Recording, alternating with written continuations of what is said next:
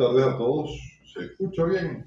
Bienvenidos todos a esta tarde, donde tenemos la continuidad de este ciclo de las conferencias americanas, que este año alcanza su tercer año, sino que también transcribimos las conferencias y las publicamos.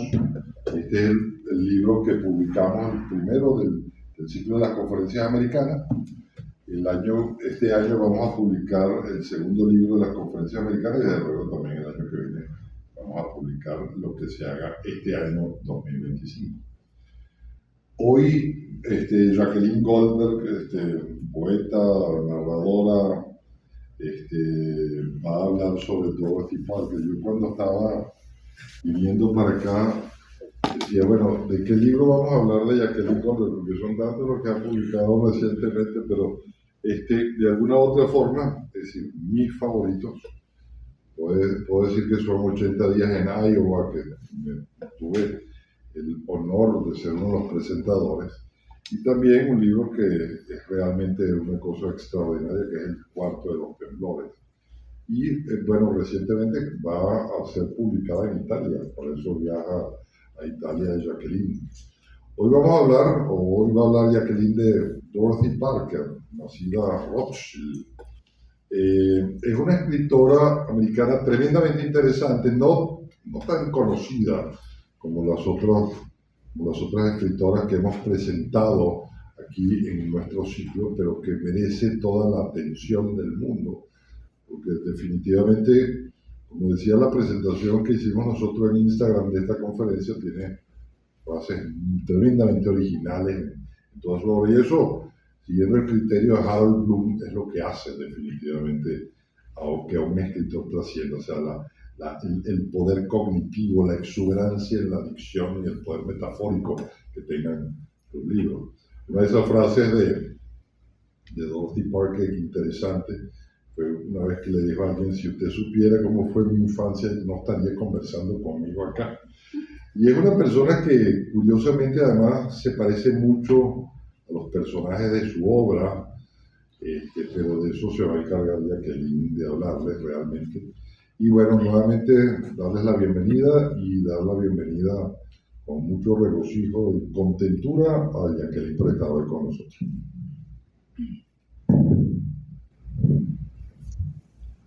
Muchísimas gracias al CBA, a Carl, a esta invitación para por fin hablar sobre Dorothy Parker, porque tengo muchos años leyéndola, teniéndola en mente y nunca había tenido la oportunidad de sentarme a escribir y leerla concienzudamente. Y fíjate que desconocida, pero nos vamos a ir dando cuenta como si sabíamos sin saber de Dorothy Parker.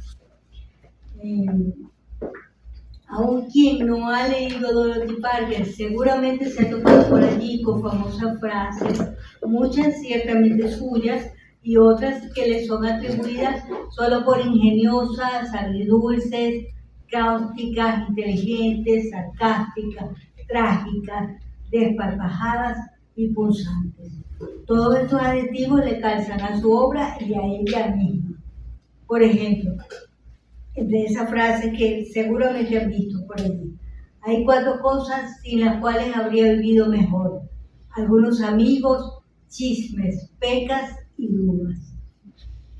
Otra: las 2 palabras más importantes del idioma inglés son cheque adjunto. Me gusta tomarme un martini. Esta es súper conocida. Me gusta tomarme un martini, 2 como mucho. Después del tercero, estoy debajo de la mesa. Después del cuarto, estoy debajo de la función. El aburrimiento se cura con curiosidad. La curiosidad no se cura con nada. Aun quien no ha leído mucho a Dorothy Parker sabe que fue periodista, cuentista, crítica, guionista de teatro y cine y poeta. Y quizás sepa que fue junto a Alan Campbell, su esposo, y Robert Carson, co-guionista de la película A Star is Born, conocida en español como Nace una estrella o Ha nacido una estrella, estrenada en 1937 y que al año siguiente estuvo nominada a los premios Oscar en la categoría de Mejor Guión. Esa película inicial con guión en el que intervino Dorothy Parker tuvo 3 versiones después de esa, en el 54, en el 76 y la más reciente que todos debemos recordar, que es del 2018, dirigida y producida por Bradley Cooper y protagonizada por él mismo y Lady Gaga. Esa cinta estuvo igualmente nominada y ganó un montón de premios, incluido el de su guión adaptado, o sea, Dorothy sigue ganando premios, adaptado por Cooper.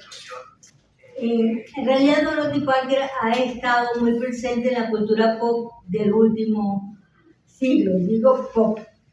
En 1935 Cole Porter comenzaba su canción en Just One of Things, mencionando a Dorothy Parker, diciendo, como dijo una vez Dorothy Parker a su novio, que te vaya bien. En 1987 Prince escribió e interpretó la que se considera una de sus mejores canciones, la balada de Dorothy Parker, y balada porque muchísimos poemas de Dorothy Parker se titulan como balada o como canción, que termino de entender que lo usa de igual manera. En 1995, Madonna y la banda británica Massive Attack popularizó la canción I Want You, compuesta en el 76 por Leon Ware y Arthur D. Boyle, interpretada originalmente por Marvin Gaye. Y hay muchísimas, uno pone en canales de música o en YouTube Dorothy Parker, y claro, además de salir videos y cosas que hace mucha gente sobre ella, hay muchísimas canciones, más de las que yo me imaginé, dedicadas a ella, donde incluso se la nombra como figura, ¿no? Esa canción de Madonna, por cierto, hace honor a un relato súper famoso de Dorothy Parker, que se llama Una llamada telefónica, por eso ese teléfono ahí simplemente de escenografía, y además un relato estupendo que sigue vigente porque todos, a cualquier edad, en cualquier época de la vida, hemos estado con un teléfono, me llama, no, mejor que no me llame, y si se muere mejor me entero de una vez para no seguir esperando la llamada, y además está todo el tiempo rogándole a Dios, ella que era casi atea, Dios mío, por favor, que me telefonee. Al final se pelea con Dios y ¿sabe qué? Que no me llame nada. Bueno, sí, que me llame, voy a contar. Si termino de contar y no me llama, ok, ya no lo voy a llamar yo. Y la última frase de ese relato es 1, 2, 3 y punto sorpresa. La popularidad hizo que en 1957 Dottie, como la suelen llamar, y yo lo haré libremente en algún momento, fuera incluida en la muy selecta Academia Estadounidense de Artes y Letras, y que el 22 de agosto de 1992, su cumpleaños, el Servicio Postal estadounidense imprimiera una estampilla de 29 céntimos con su rostro. Asimismo, una escultura de cera la inmortaliza en el temible y concurrido Museo Madame Tussauds en Nueva York. Ahí aparece con Scott Fischer. Y por cierto, y por atrás en otra sala se ve Einstein. Hay unas imágenes muy curiosas. Además de eso, hay gente tatuada con Dorothy Parker. Por ahí van a ver cosas. Tatuajes en brazos, piernas, con una gran Dorothy Parker. Y hay un montón de merchandise, bolsos, tazas, lápices, marca libros, cualquier cantidad de cosas que han hecho. Es decir, Dorothy Parker no es conocida, sin embargo, ahora que la van a ver, su figura resulta tan icónica como otros autores que hemos estado viendo por ahí. Era querida y un poco detestada a la vez, admirada e inclasificable, y murió sola. Sola murió el 7 de junio de 1967 en una habitación del Hotel Residencial Bonney en las calles 34 de Nueva York. Tenía 73 años. Junto al cadáver, su caniche francés, un poodle, le encantaban los perros y los caballos y hablaba mucho de ellos. Y una mesa muy bien provista de alcohol. El colofón fue un infarto cardíaco marcado en depresión, tristeza, abandono y mucho olvido. A su muerte, Truman Capote soltó una de las suyas, ¿no? Y dijo, ha fallecido. Oh, yo creí que ya estaba muerta. Quien fuera autora de bien ponderados textos de crítica narrativa y poesía en revistas como Vogue, Vanity Fair, Life, Squire y The New Yorker, murió sola, solísima, sin familia, sin pareja, sin herederos. Quien fuera una activista política acérrima, tanto que su nombre estuvo incluido en la década de los 50 en la llamada lista negra de Hollywood, murió sin que nadie escuchara sus últimas palabras, acaso su último deseo. Dorothy Parker, animadora de la llamada Mesa Redonda del Algonquin, recordada por su ingenio, su eficacia y sentido crítico, emprendió después de su muerte una travesía que parece calcada de un relato suyo. Parker había dado instrucciones muy precisas sobre qué hacer con su muerte a la dramaturga Lillian Hellman, su gran amiga, pareja por un tiempo, en ese tiempo de Dashiell Hammett. Bueno, pero Lillian no resultó tan amiga. Dorothy Parker le había pedido muy expresamente ser incinerada, que no hubiese ceremonia de despedida y que sus bienes y las regalías por sus derechos de autor fueran entregados al reverendo Martin Luther King, a quien ella jamás había visto. No eran amigos, no compartían cotidianidad, simplemente lo admiraba por su lucha política. Y aclaró, estaba clara de lo que estaba pasando, le aclaró a Lillian Hammer que si a Martin Luther King le ocurría algo, la herencia pasara inmediatamente a la Asociación Nacional para el Desarrollo de las Personas de Raza Negra, fundada por él. Y efectivamente al año siguiente que murió Dorothy, fue que asesinaron a Martin Luther King. O sea que si ella no hubiera especificado eso, la albacea hizo exactamente todo lo contrario a lo que le pidió Parker.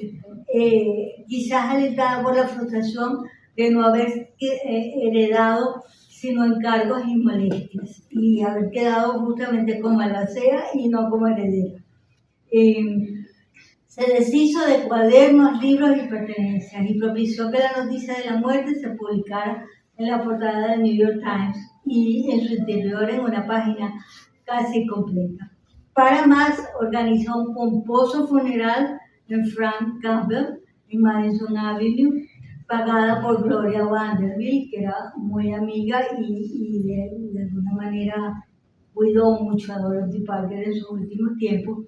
Y ese velorio arrancó con música de violines, discursos, y Dorothy Parker trajeada impecablemente con una suerte de kimono bordado en oro. En algún momento leí la marca del kimono, pero cuando quise corroborarlo no lo encontré, pero era en todo caso una cosa impecable. Nada de lo que ella pidió. Las cenizas de Parker nunca fueron reclamadas, ni siquiera por Hellman. Y permanecieron durante 6 años en el columbario del crematorio Fenkel en Harstad, hasta que en 1973 el abogado neoyorquino Palo Downey, que ya, digamos, hacía algunos trámites con ella y sobre todo creo que por su primer marido, y que además costeaba aquel temporal reposo, se la llevó a su propia oficina prometiendo que buscaría un lugar apropiado. 15 años después, en 1988, cuando la periodista Marion Mead estaba haciendo la segunda, la gran y la definitiva biografía de Dorothy Parker, pidió visitar su tumba para terminar de escribir. Y bueno, su sorpresa es que el abogado le dijo, bueno, sí, claro, aquí la tengo frente a mí. ¿Cómo que aquí la tienen frente a mí? Sí, claro, las cenizas están aquí en en mi biblioteca.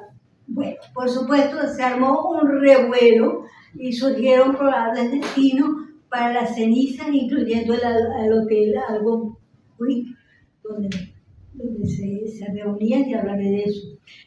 Las cenizas fueron a Baltimore en 1988, donde la asociación creada por Martin Luther King erigió un pequeño jardín conmemorativo junto a un bosque de pinos.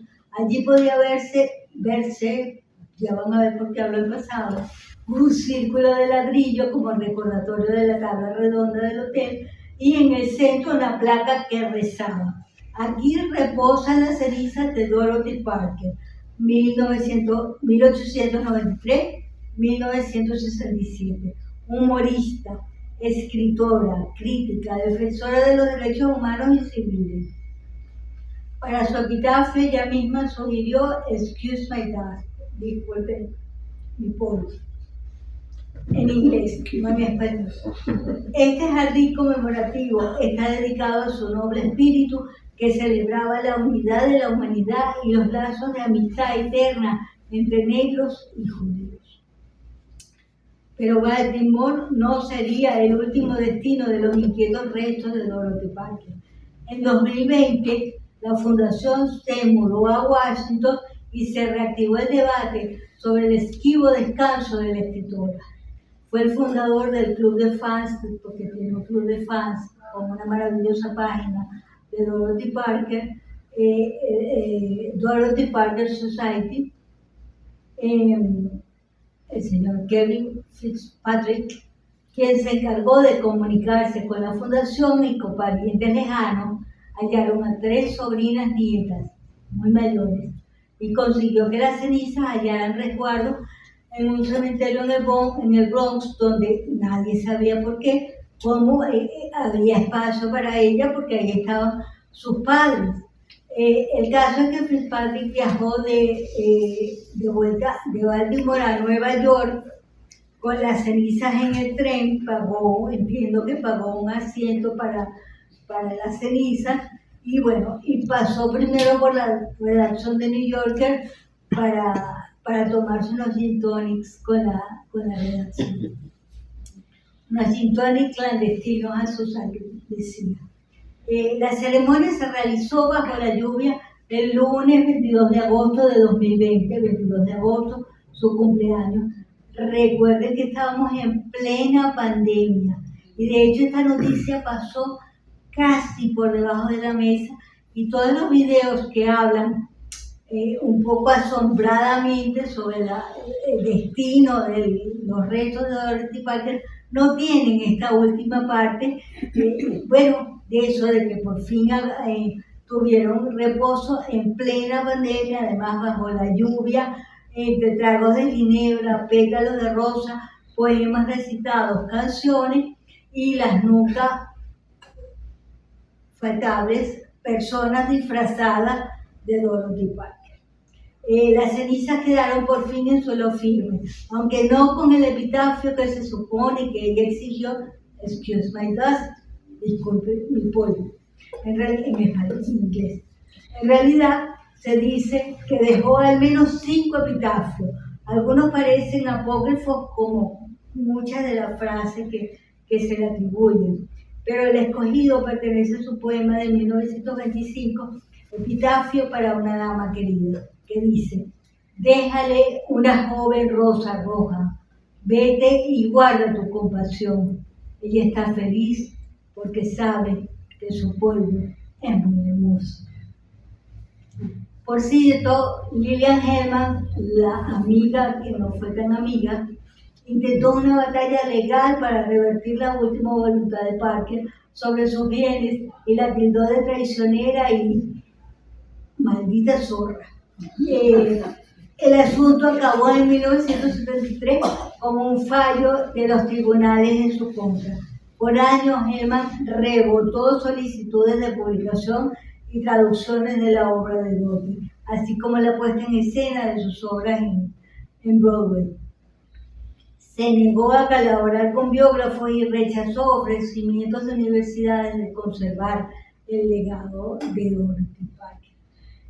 Sin embargo, Mario Mitty, la biógrafa, escribe: la saga de Dottie y Lily puede ser triste, pero también resulta cómica, o casi. Probablemente la primera en reírse hubiera sido la misma Parker. Siempre se imaginó la vida ultraterrena como un paraíso bajo la forma de un hotel de lujo. Uno de sus poemas terminaba con la bien educada exhortación: por favor, destínenme al infierno. Seguramente alguien ha estado ya escribiendo, y veremos alguna película o alguna serie sobre esa saga de las dos amigas que no eran tan amigas. Disculpen si me he extendido en aspectos biográficos de Dorothy Parker y su enredo post-mortem. Pero es que en este caso, en realidad como en casi todos en la literatura, la vida de la autora es espejo de cómo tramó su obra. Además, resulta realmente incomprensible cómo, habiendo sido rica y famosa y hasta experimentado los embrujantes favores de Hollywood, murió tan sola, tan terriblemente sola. Valga pues anotar algunos puntos más de ese recorrido vital que llegó a convertirse en 1994 en la muy aburrida película Mrs. Parker and the Vicious Circle, la señora Parker y el círculo vicioso, escrita y dirigida por Ala Rudolph y protagonizada por Jennifer Jason Leigh. Nominada a premios en Cannes y en Venecia. Su verdadero nombre era Dorothy Rothschild, de los Rothschild judíos acomodados pero no multimillonarios. Fue la menor de 4 hermanos que nunca se mencionan y de los cuales yo no he conseguido ver ni siquiera fotografías. Nació por error en Long Branch, New Jersey. Ya dijimos, el 22 de agosto de 1896.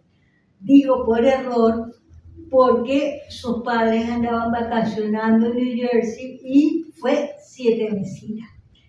Dice que esa fue la única vez en su vida que llegó anticipadamente a algo. Y este nunca llegaba a tiempo, se hizo muy famoso, tanto que ella misma ya llegó a usarlo. Hay una historia que a mí me encanta y que he repetido, tengo toda la vida repitiéndolo, sabrán.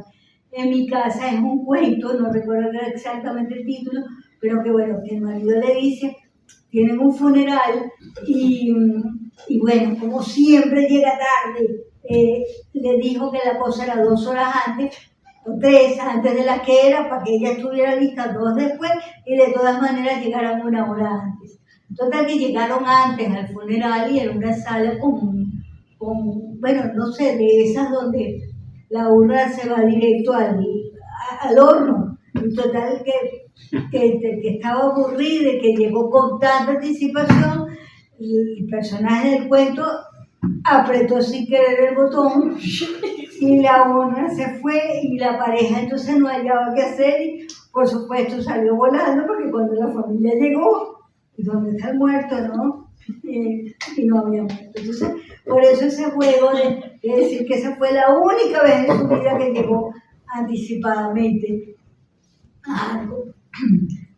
Ese nacer en New Jersey, de todas maneras, a ella no le siempre hay mucha burla en la escena, en todas las series, cuando quieren minimizar a alguien, no es que era de New Jersey, pero bueno, ella siempre se sintió muy, muy neoyorquina, hasta la médula, y de hecho a esa ciudad le dedicó muchos de sus entusiasmos. De hecho hay una guía hecha por el director de la fundación para visitar Nueva York desde la mira de Dorothy Parker. Y ella dijo, tomo New York como algo personal. De hecho, siento algo irritantemente tierno al respecto. Un cordón de plata me ata fuertemente a mi ciudad. La madre, de ascendencia inglesa, murió cuando Dottie tenía 5 años y la segunda señora Rothschild se comportó como una madrastra de película. Dice la propia Dorothy, estaba loca de religión. Fue ella quien se encargó de su educación religiosa y moral. Al tiempo que le enseñaba que era una niña judía, la envió a una escuela muy católica dirigida por monjas del convento del Santísimo Sacramento.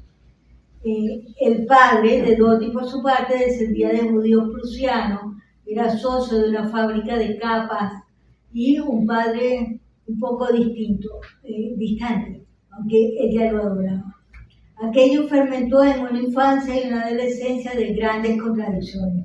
La Dorothy, que se sentía abandonada por la madre, insegura y que odiaba su judaísmo, su cuerpo y hasta su propio nombre, convivía con otra inteligentísima feminista de refinados modales, siempre la defensiva, que buscaba la verdad y escribía lo que pensaba.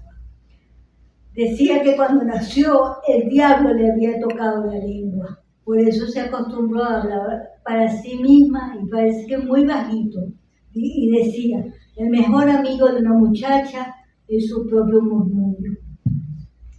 Y cuando la echaron de la institución católica, la aceptaron en la escuela mixtana en New Jersey, donde estudió latín. Estamos hablando de primeros años del siglo XX, y estudió latín, historia, álgebra, historia del arte y entre muchas materias, banca. Suena raro, ¿verdad? Pero enseñaban banca y esto no va a ser gratuito, ya van a ver por qué. Era una escuela progresista sin duda y que mucho la marcó, aunque no la llegó a concluir, nunca se graduó del high school. Al final de su adolescencia fumaba, escribía poemas y era una feminista moderada. Vivió con su padre 6 difíciles años en los que debió cuidarlo, estaba muy enfermo, y cuando él falleció ella tenía 19 años. Quedó sin dinero, prácticamente en la indigencia, debiendo saltar de pensión en pensión. La madrastra creo que hizo muchísimo. Un año antes se había hundido el Titanic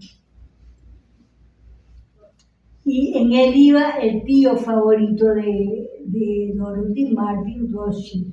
Se cuenta que Parker posiblemente acompañó a su desconsolado padre al muelle para recibir a los supervivientes y descubrir que su tío no estaba entre ellos. Henry Rothschild, el padre, destrozado, cayó enfermo, dice que por esta situación, y murió menos de un año después. En ese momento de desamparo, Dottie vio que la escritura sería su único valiente camino. Y digo valiente porque es casi el último salida que pudiera haber para hacer dinero. Eran otros tiempos y era Estados Unidos. Comenzó a publicar poemas en la revista Vanity Fair. El primero en septiembre de 1915. Se titulaba Cualquier Porche, una sátira sobre las damas de alta sociedad en un tono de diálogo. Voy a leer un par de diálogos nada más. La guerra, se supone que una le dice a la otra, la guerra es un tema espantoso. Me consta que en Francia, dice la otra, qué bien le siente el pelo corto a Mrs. Castle. Dice que fue él quien enseñó a bailar. En la revista Vogue obtuvo un trabajo con el que ganaba $10 semanales, a lo que se sumaba lo que obtenía dando clases vespertinas de piano en escuelas de baile. Van viendo el mosaico que es esta mujer, ¿no? Tenía la libertad que pocas mujeres en aquellos años. Vogue le dio disciplina literaria y la puso en el epicentro de un mundo que se estaba haciendo a sí mismo a fuerza de glamour e irreverencia. Dorothy Parker vivía de aquellos años con amargura, que ella solo era una niñita judía que trataba de ser lista. Y de esos primeros días como escritora de leyendas de fotografías de Vogue, porque eso era lo que hacía, ¿no? Los pies de fotos. Viene una de sus frases también famosísima para una marca de lencería que decía: la brevedad es el alma de la ropa interior. Hoy ya no opinamos tanto. Aceleremos un poco la cronología. El señor Rothschild la contrató para Vogue, la llevó a Vanity Fair, que la había contratado para Vogue, la llevó a Vanity Fair, desde donde despuntaron todos los escritores y pintores estadounidense de las décadas de 1920 y 1930. Fue la primera publicación que reconoció a los artistas negros. En 1917, aquí viene su parte también muy enredada, amorosa, se casó con Edwin Point Parker II, un hombre apuesto, protestante y agente de bolsa en Wall Street. Un mes después de la boda, él se alistó en el ejército. Estuvieron 15 meses separados por la Primera Guerra Mundial, obviamente, lo que resquebrajó la relación. Fueron meses en los que ella sufrió una suerte de metamorfosis y sus dotes se repotenciaron y se hicieron excepcionales. Cuando él volvió en 1919, dice que alcoholizado y segundo y enganchado a la morfina, sabemos de otros casos en estos años, ella había entrado ya al círculo literario y teatral de Nueva York. Tenía otra vida. En el poema Ensoñaciones habla de ese desenlace marital. Dice, si tú y yo fuéramos uno, querido, una vida modélica llevaríamos. Seguiríamos adelante año tras año sin acelerar el paso. Muy clara está la visión de las cosas que haríamos. Y por eso creo que mejor, mi amor, que nos sigamos entreteniendo como dos.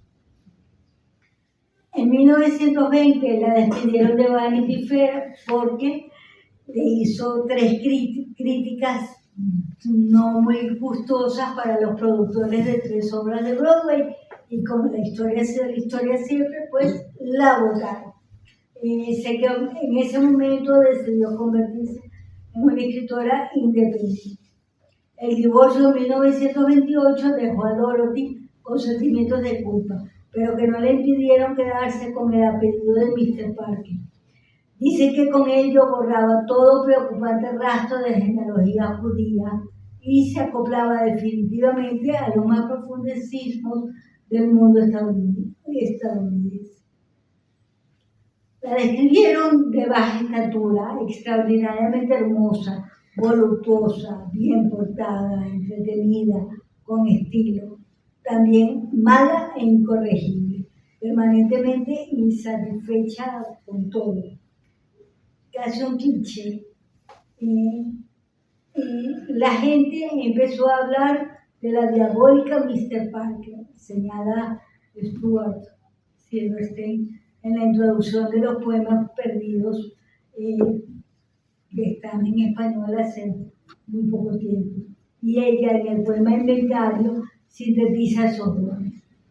4 son las cosas que conozco y me hacen más sabia: pereza, pena, un amigo y un enemigo. 4 son las cosas sin las cuales todo hubiera estado mejor: amor, curiosidad, pecas, dudas.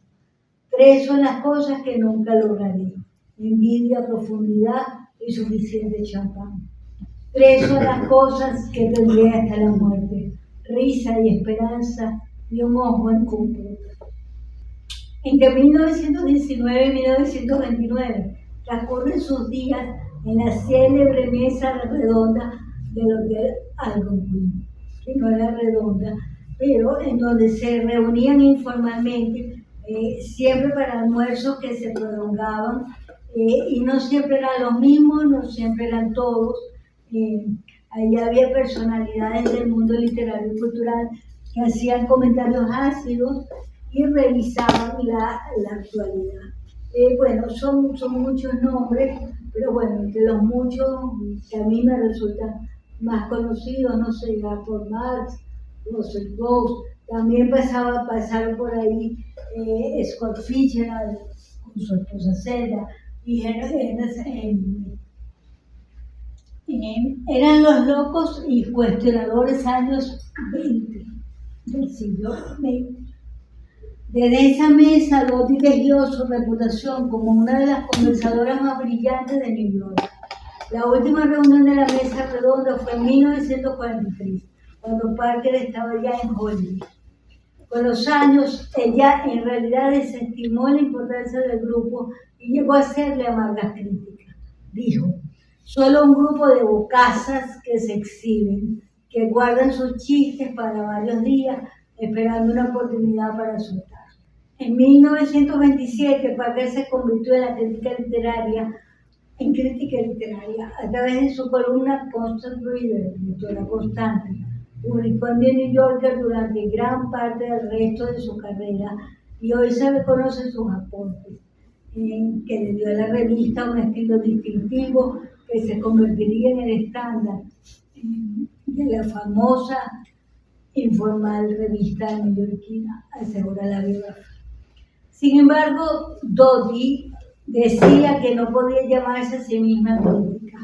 Solo puedo expresar lo que pienso y rezar para que no me demanden por difamación. Eso es todo. En 1934 se casó con el actor, escritor y guionista Alan Campbell, apellido que nunca tomó y se quedó, aquí estamos con Parker. Otra historia digna de un relato suyo. Era guapo y 11 años menor que ella. Se divorciaron en Las Vegas, oigan esto, se divorciaron en Las Vegas en 1947. Volvieron a casarse en 1950 y poco antes de un año se separaron de nuevo. Se reconciliaron a principios del 61 y se mudaron de nuevo a Los Ángeles. Y no se volvieron a divorciar porque la dejó viuda. Como tantos otros escritores de la época, los esposos Parker fueron seducidos por la efervescencia económica de Hollywood. Se mudaron a Los Ángeles y escribieron juntos y con otros autores 15 guiones de películas para los estudios Paramount Pictures y Metro Goldwyn Mayer. Bueno, muchas, Susie en el 36, hasta Born, ya la dije. De las más conocidas, Sabotaje, dirigida por Alfred Hitchcock, Historia de una mujer. También trabajaron juntos en el 62 en el guión de una película que nunca se filmó, The Good Soup, que protagonizaría con Marilyn Monroe. Hay varias versiones sobre lo ocurrido, pero todas coinciden en que se trató más de circunstancias adversas que de la calidad del guión, que era lo que siempre decían, que bueno, que esos guiones no terminaron de ser brillantes. Pero Monroe fue despedida de la Fox en junio del 62, es decir, y ella murió en agosto. Entonces, digamos, el tema quedó cerrado con la muerte de la rubia eterna. En 1937, los Campbell, comillas, ganaban un salario conjunto de $5,000 a la semana, una cantidad asombrosa en el apogeo de la depresión. Y creo que por el cambio hoy sería mucho más que eso. Todo esto lo cuenta su biógrafo. Fueron esos los tiempos en los que la pareja fue propietaria de una granja en el condado de Bucks, donde hubo grandes fiestas y escenas de sofisticación. ¿Por qué he mencionado varias veces el dinero que Parker ganaba?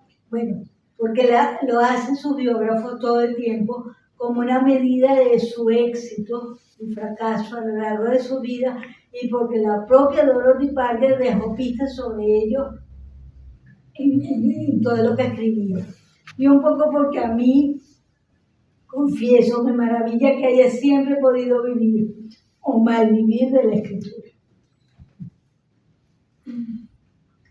El activismo político de Dorothy Parker merece también unas cuantas líneas. En el 27 la marcó profundamente la ejecución de los autodenominados anarquistas Nicolás Sacco y Bartolomeo Bezzati, y desde entonces se abocó a diversas luchas de izquierda. Hay una foto suya en la que se le ve cantando la Internacional por las calles de Boston, precedida por John Dos Passos. En el 34 se declaró abiertamente comunista. En el 38, preocupados por el crecimiento del fascismo en Europa, él y Campbell se unieron a un grupo de cineastas para crear la Liga Antinazi de Hollywood. 34, ¿no? Visionarios, ¿no? Pero en el 39, al firmarse el pacto de no agresión contra Hitler, le cambiaron el nombre y pasó a llamarse Liga de Acción Democrática de Hollywood. Hemos leído poco sobre esa parte política de Hollywood Por cierto, en la entrega de premios de los Saga Awards hace poco, bueno, se insistía en cómo esta época marcó y acabó con las carreras de muchos actores, ¿no? Precisamente por ese activismo político que quizás hoy se ve menos, por una sola parte. Pese a esa reconsideración del nombre de quitarle lo de antinazi, Dorothy Parker fue visitada en el 51 por el FBI, como muchos otros, ¿no?, de ese medio, y pasó a la lista negra de Hollywood, acusada de comunista y debiendo enfrentar al Comité de Actividades Anti-Norteamericanas del senador McCarthy, aunque sin consecuencias legales después de eso. Esto terminó de echar por la borda su carrera como guionista en la meca del cine. Parker apoyó también al Frente Popular durante la Guerra Civil en España y fue miembro del Comité de Refugiados Antifascistas y del Comité de Artistas Cinematográficos de Ayuda de la República Española.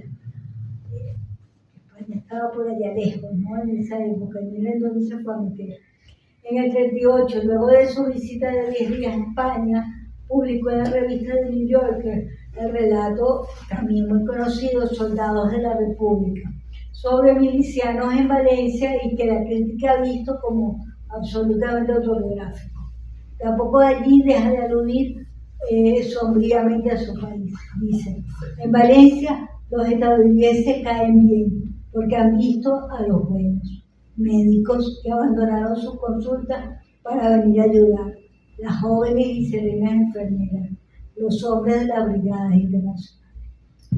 Estuvo en muchas otras causas e incluso, aunque su recelo ahí con su origen judío, igual estuvo en instituciones para salvar a judíos en Europa durante la guerra.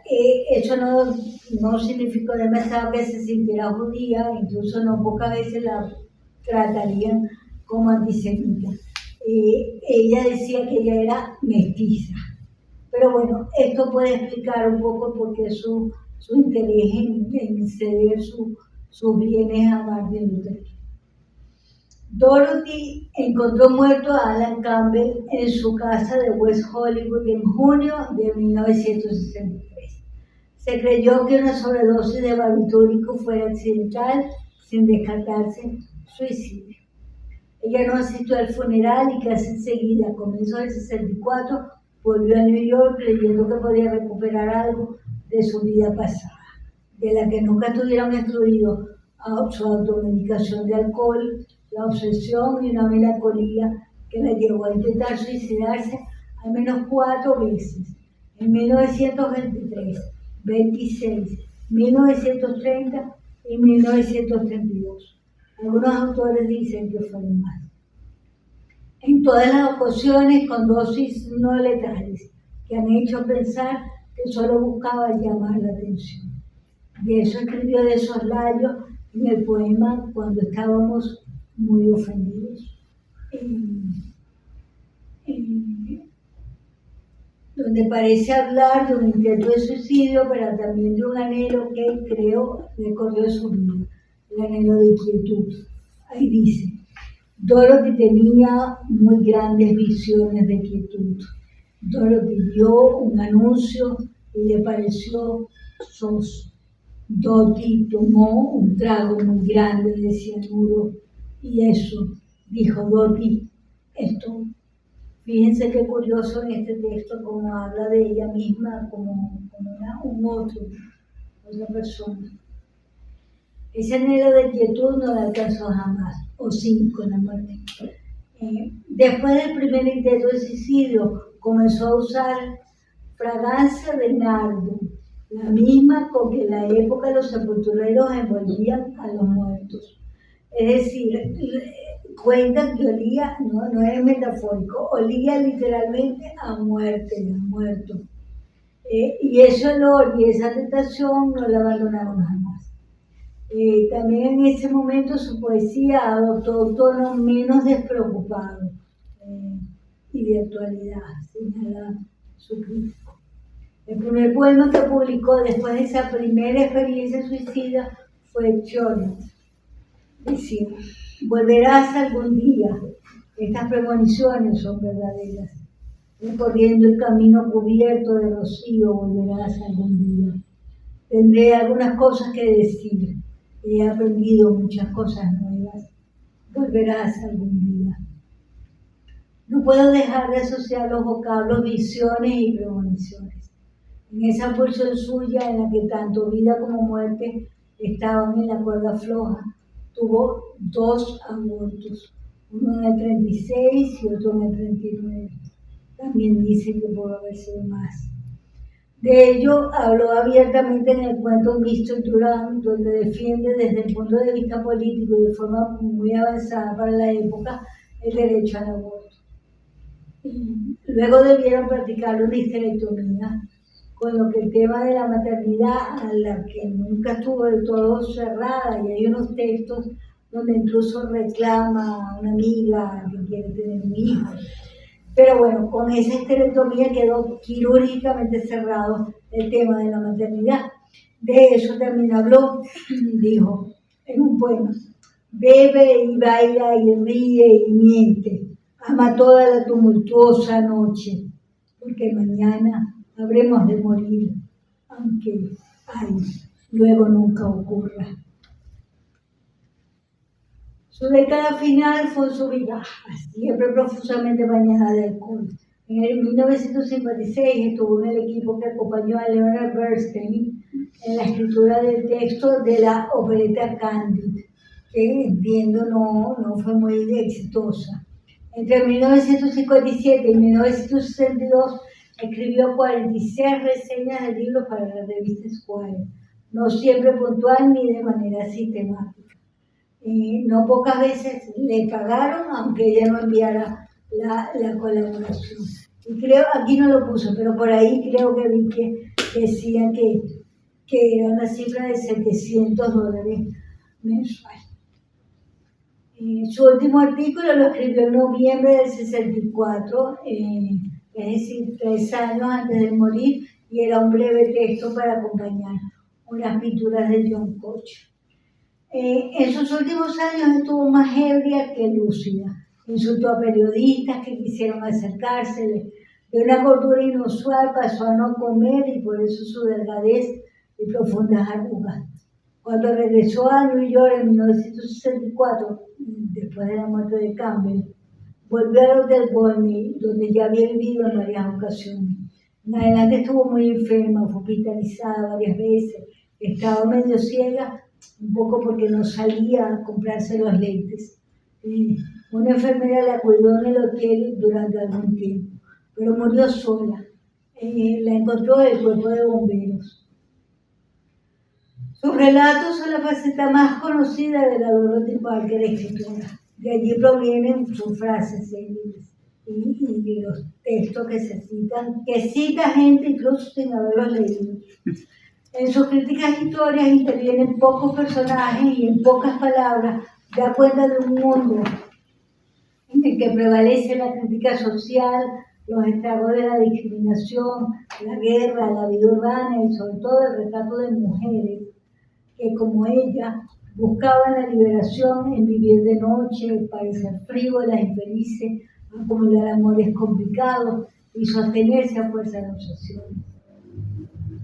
La diferencia con sus personajes, dice una crítica, es que esas mujeres que protagonizaron los relatos de Parker viven precariamente, a menudo lampeando y a la espera de ser mantenidas por un señor casado, mientras que Dorothy Parker llevaba la angustia en el alma más que en el bolsillo, dado que al menos en esa época brillante de sus 3 décadas de esplendor, es decir, los 20, los 30 y los 40, ganaba dinero y lo dilapidaba. Eso lo escribe la periodista Lidia Minto. En 1929, Dorothy Parker ganó el premio O. Henry al mejor cuento del año con Bill Bloom, la gran rubia, que de hecho es el título de algunas antologías. suyo. Ese relato es tan tremendamente triste que Augusto Monterroso lo incluyó en su antología del cuento triste. Sus textos siempre dejan un sinsabor, una sonrisa que no demora en convertirse en mueca. Fue experta en los finales punzantes, lo que aplicó también a su poesía. No escribió una novela, no es obligado. Tampoco fue buena dramaturga, aunque no dejó de intentarlo. Colaboró en 3 obras teatrales que incluso se montaron, pero nunca llegaron muy lejos. Y casi todas autobiográficas. En una escribió sobre el aborto, en otra, después de un aborto. Otra la escribió después del divorcio, bueno, de uno de sus divorcios y de la pérdida de otro hijo. Y otra después de la separación, de otra de las separaciones con Cameron. De la poesía de Dorothy Parker se habla poco y es igual de ingeniosa que sus relatos.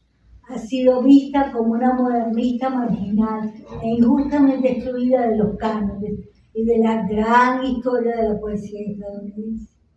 Hay que mirarla quizás con curiosidad, sin buscar fuegos artificiales y sin compararla con los grandes nombres coetáneos. Además, hombres en esa época, ya habíamos visto en otras 2 charlas de estas, como, bueno, no era fácil para las mujeres lograr un hombre y mucho menos en la poesía. Aparte de eso, hay que recordar que su poesía es muy particular, tiene una musicalidad, porque viene de los escenarios, viene de los musicales de Broadway, viene de oír a la gente, del contacto con la gente. Hay que situarla en su tiempo. Empezó a escribir poesía muy niña, eran versos dedicados a hacer reír a su padre, lo que condujo rápidamente a una tradición humorística que, si bien la sitúa junto a Mark Twain, actuó en su contra, haciendo que proyectara una cosmética de inmediatismo, frivolidad y sarcasmo. Hay muchas notas biográficas, de hecho, creo La Lápida, que hablan de ella sola como humorista. Han contado distintas anécdotas que los neoyorquinos, que eran sus principales admiradores de sus versos mordaces, la perseguían por la calle o en los eventos, en veladas sociales, para que dijera algo gracioso. E incluso se reían a carcajadas sin sentido antes de que ella empezara a hablar. Entonces, claro, eso tiene que haber sido una presión muy grande, ¿no? Pese a ello, la autora ejerció su derecho a proyectar la sátira social en su cuerpo lírico, lanzar dardos inofensivos contra hombres y mujeres, o exhibir malestares internos, dolor y traumas en su jardín secreto de versos, aplicados con desvío. Dorothy Parker escribió en versos sobre aquello que le era más conocido, desde sus vivencias cotidianas y psicológicas, uniendo lo trágico y lo cómico, la ligereza y la profundidad. Escribió desde su lenguaje cotidiano y desenfadado, sin prisas burdas, pero sin faltas honduras intelectuales. Publicó su primer libro de poesía en el 26, en Europa, Cuerda Suficiente, que se convirtió en un bestseller, vendió 47.000 ejemplares, una cifra nada despreciable si hablamos de la época, mujer y poesía, ¿no? Un bestseller. Luego publicó otros 2 libros de versos que no fueron tan vendedores: Disparo al atardecer en el 28 y Muerte e impuestos. Como verán, estos títulos, incluso los de la poesía, son todos un poco cinematográficos, ¿no? Ahí había un gusto por enganchar al lector desde ahí. Los 3 libros, con 15 poemas enviados y 5 añadidos por Parker, se reunieron solo en el 36 en No So Deep, no tan profundo como un pozo. Que ha tenido un montón de reimpresiones y que dice, para volver a la cifra, que le reportó en esos años $30.000. Ya quisiera yo la 10ª parte de un libro de poesía. Se publicaron también otras 2 antologías de sus poemas y muchas más de sus relatos. Pero Dorothy Parker decía, no le gustaban los antologadores, decía que los antologadores, que eran unos haraganes que disfrutaban de una cómoda tarde en su casa, desvalijando un buen libro. Estoy de acuerdo con muchas cosas de ella, me parece. No fue sino hasta 1996 que se dieron a conocer los poemas perdidos, una colección que reúne los 122 poemas de Parker, que publicó en unas 15 revistas y periódicos y que no estaban en su lengua. Y a nuestra lengua llegaron apenas en 1913 y a mis manos, gracias a Ana María Hurtado, el año pasado. Al parecer fue voluntad de Parker no volverlos a publicar, no incluirlos en sus libros. Hay una curiosa contabilidad que indica que escribió más de 330 poemas después de 1915 y que 300 de ellos los publicó durante los años 20, lo cual significa un promedio de un poema publicado cada 2 semanas. Envidiable. Bueno, y eso podemos imaginar, sabemos que esa velocidad no da tiempo a madurar un texto, a dejarlo reposar, a cuidarlo. Bueno, pero era la manera de moverse en la época. Claro, esa misma necia contabilidad pretende arrojar que fueron unos cuantos los amantes que pasaron por su lecho. Como sus relatos, muchos poemas suyos se volvieron archiconocidos, como es Resume, de su primer libro, en el que analiza varios métodos de suicidio, escritos tras despertar en un hospital por una sobredosis de Veronal. Yo quiero entender Resume en su variación, en sus varias acepciones en español, es decir, no como currículum, como resumen, sino como reanudar y continuar. De hecho, en esas cosas ahora terribles que está haciendo la inteligencia artificial, que uno le quiere entrar a una página en inglés y la pone, pareciera que te dice bruto, tú no lees inglés, aquí la tienes de una vez en español. He encontrado, curiosamente, que lo más sencillo sería hacerlo muy literal como resumen, pero no, he encontrado que en varias traducciones dice automáticamente reanudar, lo cual es hermoso. O sea que la inteligencia tiene huequitos y es poética. Ese poema dice: las navajas duelen, los ríos están húmedos, los ácidos manchan y las drogas causan calambres. Las armas no son legales, las sogas ceden, el gas apesta. Es mejor que vivas. En internet en YouTube pueden encontrar un par de poemas con su voz, es curioso escucharla. Otro famosa es Una rosa perfecta. No estamos en tiempo más o menos. Sí, se lo voy a leer porque es curioso. Solo una rosa me envió desde que nos conocimos. Supo elegir con mucha ternura al mensajero. Corazón profundo, puro, con unas gotas de fragancia húmedas, la rosa perfecta. Así conocí el lenguaje de esa florecita que me decía: mis pétalos frágiles atesoran un corazón. Este amor supo así encontrar su amuleto en la rosa perfecta. Me pregunto por qué nadie nunca me envió en cambio la limusina perfecta.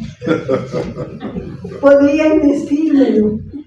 Ya sé, esta es mi suerte echada y siempre he de recibir solo la rosa perfecta.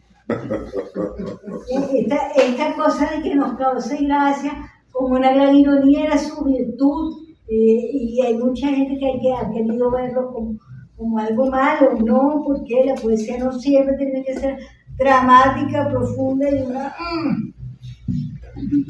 En agosto de 1916, Parker presentó al director de la revista Vanity Fair el poema Mujeres, canción de oro, como un seudónimo. Él le encantó, lo publicó y el texto generó mucho entusiasmo, tanto que ha habido montones de imitadores toda la vida ya van a haber habido imitaciones de este poema. Fueron 16 textos que se conocerían como poemas del odio, o himnos del odio, o cantos del odio, en los que caricaturiza los temas que le son más cercanos. Voy a leer de seguido algunos de los, de lo que es el primer verso y el último verso de cada uno de esos 17 poemas, y juntos parecen en sí mismos un poema. Odio a las mujeres, me ponen de los nervios. Odio a los hombres, me sacan de quicio. Odio a las actrices, me ponen de los nervios. Odio a los parientes, me estorban. Odio a los cobardes, me ponen de los nervios. Odio a los bohemios, me destrozan la moral. Odio a los actores, me estropean la velada. Odio a los pesados, me quitan la alegría de vivir. Y así sigue. Odio a los maridos, reducen mis posibilidades. Odio a las esposas, demasiada gente las tiene. La poesía de Dorothy Parker, con su relato, aguarda al lector como un final imprevisto, un plot twist. Una salida que deja una mueca o una sonrisa, o una mezcla de ambos, como el poema Idilio, que enaltece un conjunto de bondades y termina con una punzada. Dice: piensa en un sillón de asiento mullido y ancho. Piensa en un hogar donde la lumbre roja se apaga. Piensa en mí sentada allí a tu lado, leyendo las historias grabadas en lo profundo de tus ojos. Piensa en los años como una canción sin fin. Piensa en una tranquilidad que nunca hemos conocido. Mientras el mundo olvidado sigue su curso, piensa en nosotros dos, en un mundo nuestro. Ahora que lo has pensado seriamente, ¿verdad que es genial que nunca pueda ser?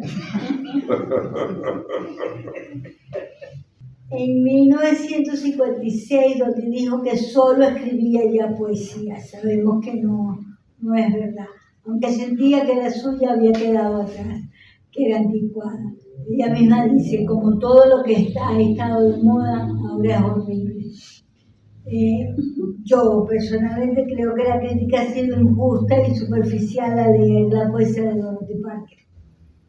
Hay en ella una auténtica búsqueda intelectual y de belleza, una conciencia del lenguaje y una predestinación estética y sonora, como puede apreciarse en este gran poema de los poemas perdidos, titulado Excursión de la Asonancia. Escúchenlo con cuidado. He caminado por la arena nivelada a lo largo de una extensión gris. Desde lo alto de las dunas al extremo del mar, salvo yo, no hay ningún ser vivo. He echado el pesado cerrojo contra los golpecitos de la lluvia y he tiritado ante la chimenea para ver cómo pasan las horas oscuras. La tormenta de medianoche, el litoral desolado, vivía solas con ellos, pero aquí, en el recodo de tu brazo, está la soledad. Qué distinto, ¿no?, a todos los demás, y además qué logrado. No, aquí no hay manera de criticarle, no eres poeta, eres humorista, no, aquí hay una poeta. La obra de Dorothy Parker jamás ha perdido actualidad. Como vimos al principio, música, mercancías, una cantidad de cosas.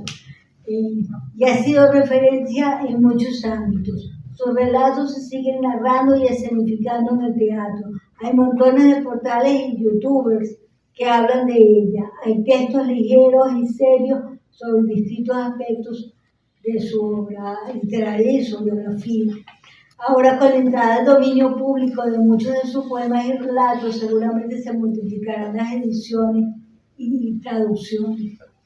Dorothy Parker Society, que les vuelvo a recomendar que busquen esa página, informaba en su portal web que el 1 de enero de 2023 entraron al dominio público en Estados Unidos allí el tiempo de expiración de los derechos de autor son 65 años, 95 años. Hay países donde son 65, en otros son 100. Aquí creo que son, no me acuerdo. Ese año entraron más textos de Dorothy Parker que nunca en un solo año al dominio público, 50 poemas y 4 relatos breves. En esos 50 poemas están los que se consideran, de hecho, los mejores. El año anterior, en 2022, se liberaron los derechos de otros 47 poemas y 5 relatos. Y entre 2021 y 2020 se vencieron los derechos de otros 40 poemas. En 2024 pasó a dominio público todo el libro de poesía Disparo al atardecer. Y en 2027 ocurrirá lo mismo con su tercer libro, Muerte e Impuestos. Es decir, hay Dorothy Parker para rato.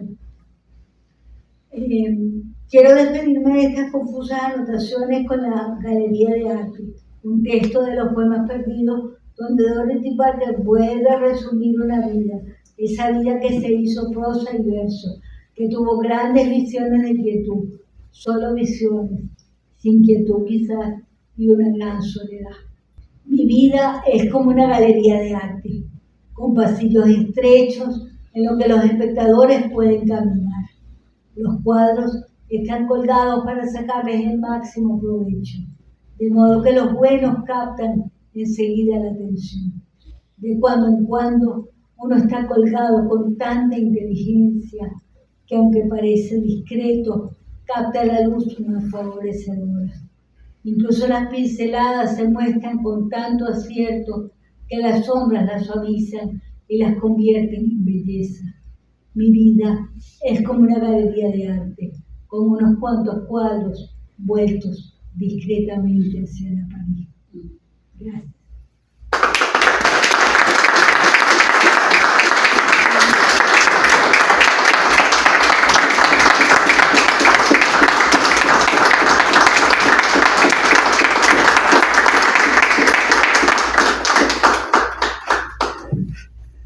Muchísimas gracias, Jacqueline, de verdad. Esta conferencia ha estado interesante, prolija, magnífico y sobre todo divertida, realmente. Por esa doble condición de Dorothy Parker, de tanto escritora como humorista, ¿no? Y persona además poeta y profunda. Bueno, abrimos las preguntas para quienes quieran hacernos alguna pregunta. Antes de que empiece las preguntas, mientras la gente piensa sobre las preguntas, de repente se me ocurre pensar que en el cuento de Dorothy Parker, de Big Blonde, que lo traducen como la rubia opulenta al castellano, el personaje se parece un poco a Dorothy Parker porque se suicida o trata de suicidarse con veronal, que fue precisamente lo que utilizó Stefan Zweig con éxito para suicidarse en Brasil, y la reviven, y entonces es muy curioso porque la escena del cuento termina la señora que se está suicidando. En literatura no hay spoiler, por cierto, porque la gente dice que hay spoiler, porque eso todo depende de cómo se cuente, y una vez, cada vez que uno lee las cosas, pues uno disfruta ese proceso de narración del escritor. Bueno, la señora termina animadamente tomándose unos whisky con la señora de servicio, ¿no?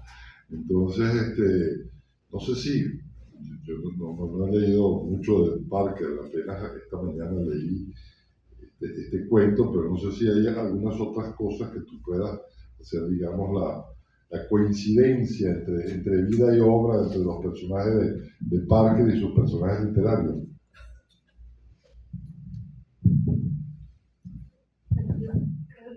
Realmente yo creo que toda literatura, toda escritura es biográfica, incluso la que dice que no lo es más. Entonces, pero Dorothy Parker escribía sobre lo que era su experiencia, lo convertía en ficción, le daba un lenguaje adaptado a lo que a ella le interesaba, que eran unas formas sencillas, pero no torpes, unas frases muy bien construidas, y sí, todo su trabajo, pero es que de todos los textos hay análisis que tienen que ver con momentos específicos de su vida, todos, incluso sus poemas, porque claro, además eran hechos, creo que en ella había una voluntad de comunicación con un público inmediato que le hacía, bueno, que nunca dejó de ser la periodista, la cronista, la crítica de lo que estaba pasando en el momento, y los textos revelan eso. Pero bueno, en todo caso eso importa simplemente como curiosidad, ella no es que explicaba, pero bueno, son datos. ¿Preguntas? Adelante. Bueno, primero que nada, digamos que esta ha sido mi primer acercamiento, perdón, con la autora. De verdad que me agarró por sorpresa que alguien que era muy adelantada en su tiempo en lo que se refiere a la escritura humorística. Considero que, bueno, dado que, claro, estamos hablando de una autora que falleció ya hace varias décadas atrás, pero que hoy en día su obra sigue siendo de conversación, contando el conversatorio del día de hoy. Usted que conoce su historia de izquierda a derecha y tal, considera que el humor que caracterizaba a Dorothy Parker en sus obras, y si lo tomamos en cuenta por hoy en día, por cómo el humor ha ido de algún modo tomando un rumbo, digamos, más condicionado. Es decir, hoy en día, digamos, el humor de Dorothy Parker no se le podría aplicar a una audiencia masiva como la de hoy en día, dado que, bueno, estamos hablando de algo que desafía, que no podemos decir ofende directamente, pero sí invita como a un humor mucho más oscuro, por decirlo así.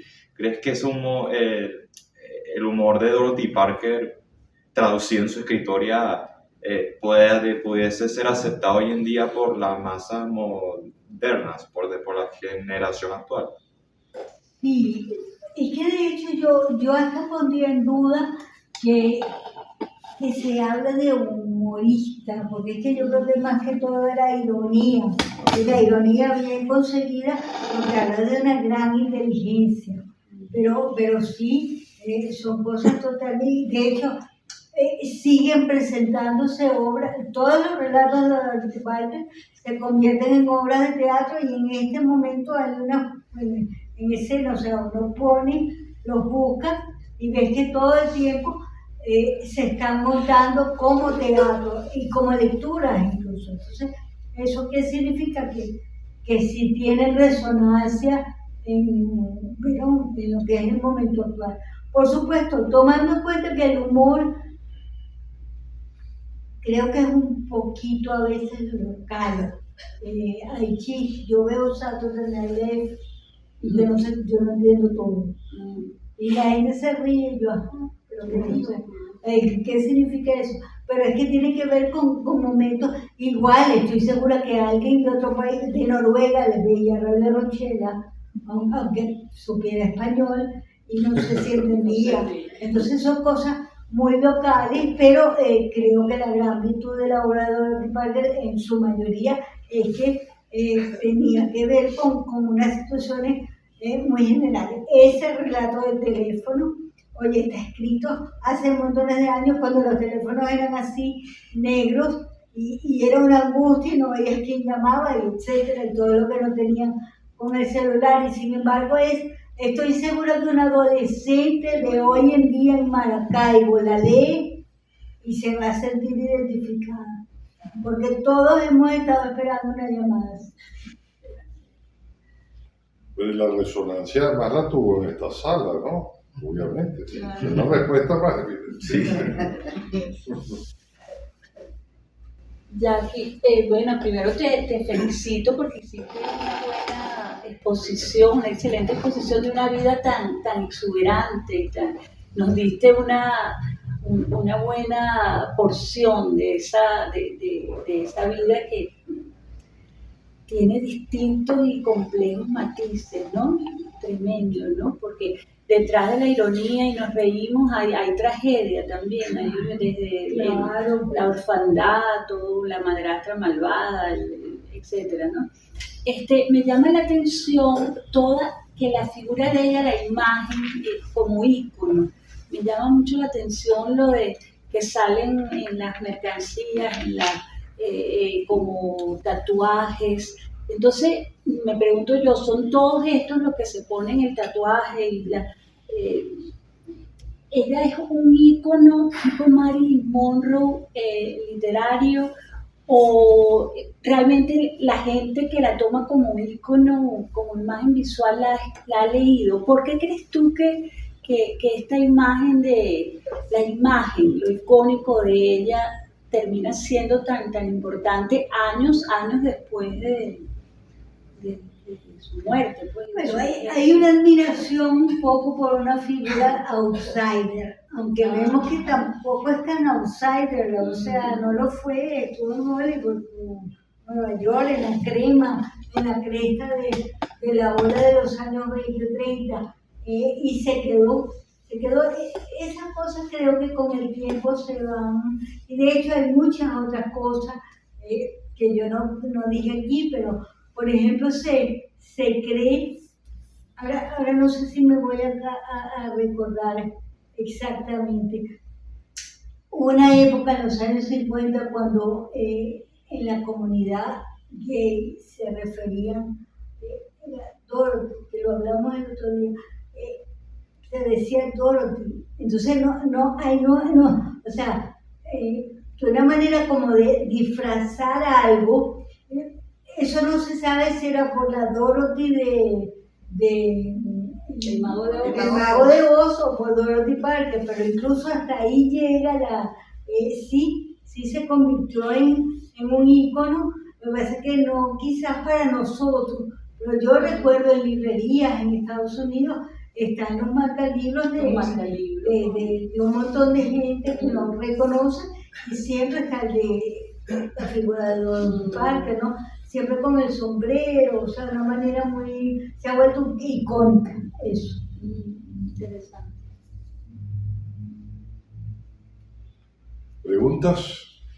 Jacqueline, tenemos 2 clips de unos videos que tú seleccionaste con unos poemas. ¿Lo consideras necesario? Que ya leíste alguno de ellos. Bueno, yo quería que se oyera la voz, pero no sé si... Sí, lo podemos pasar.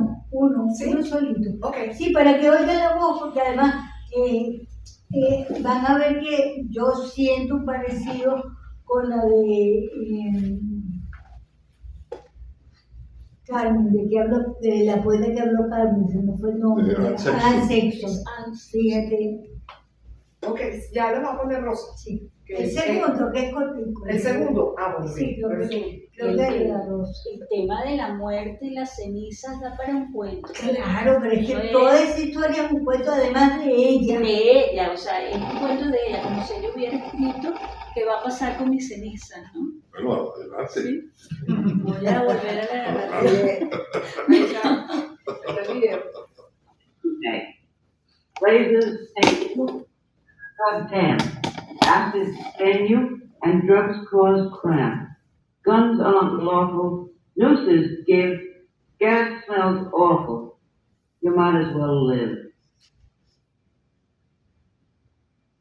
Claro, las tradiciones no son en vano, las tradiciones se siguen, se remozan. Es normal que de una poeta a otra haya esas coincidencias, ¿no? O por lo menos que la veo. ¿Alguna otra pregunta? Un comentario. Adelante. La verdad es que no conocía, aparte de esto, de saber de la figura icónica, pero nunca me había realmente preocupado por saber quién era. No lo conocía para nada. De hecho, hoy vine un poco, tratando de venir un instante para las presentaciones, pero la de hoy no me llamaba mucho la atención, pero pude déjame ir porque justamente de eso se trata, ¿no? De conocer cosas nuevas. Y la verdad es que me encantó la presentación.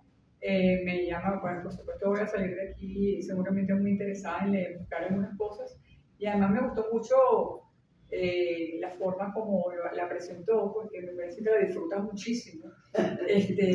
Sobre todo cuando estás diciendo las cosas graciosas de algunos de sus poemas, y me parece que lo disfrutabas muchísimo, y eso creo que, disculpa que te trate de tú.